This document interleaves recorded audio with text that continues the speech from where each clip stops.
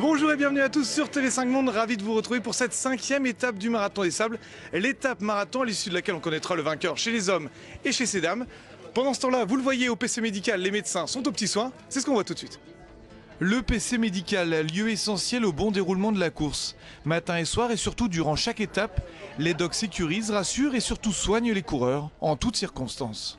Là on est 49, 48 ici, 1 à Ouarzazate, donc 49 avec des podologues, des médecins de plusieurs univers, médecine du sport, anesthésiste, réanimateur, urgentiste, on a un médecin de montagne, voilà, on a un chirurgien aussi avec nous dans l'équipe, et puis sinon des infirmiers. Déshydratation, hypoglycémie et blessures physiques, les médecins, podologues et autres infirmiers n'arrêtent pas durant une semaine. En tête de liste, les soins de pied. Le sable m'a pas gêné, en fait c'est la foulée dans le sable qui est un peu déformée et qui crée des frottements que j'ai pas d'habitude en fait.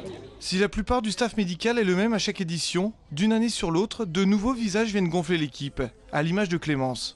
Forcément, on apprend des nouvelles choses. Là, en l'occurrence, ici, sur les soins de pied, on apprend beaucoup au niveau des pansements, des choses que j'avais jamais vues auparavant parce qu'on travaille avec des podos et au milieu hospitalier, les podos, on les voit pas.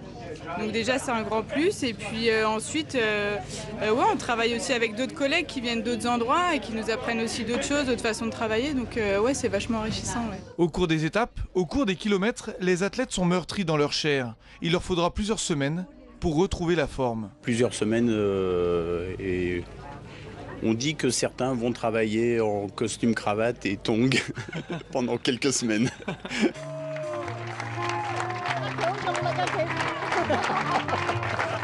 Des blessures plus nombreuses encore pour les derniers de la course. Attendus par tout le bivouac, ils sont le symbole d'une véritable solidarité entre les coureurs.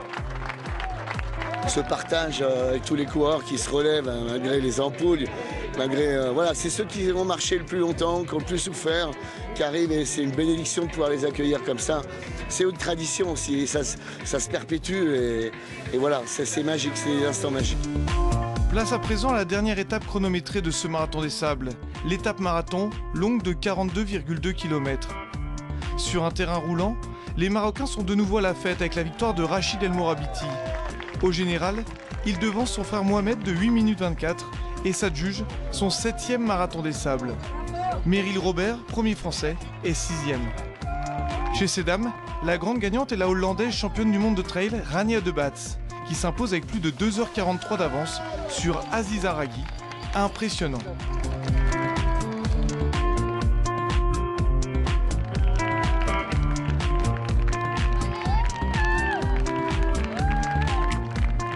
Pour tous, l'émotion est grande à l'arrivée. Le bonheur simple d'avoir terminé une épreuve hors du commun. C'est ma première course où j'arrive à tel point en pleurant. I don't know what I feel right now, but I'm just very happy. Honnêtement, j'ai pleuré ce dernier kilomètre. You know, you look around and there's this like trail of people behind you and you just look out at this amazing landscape that I feel just so lucky.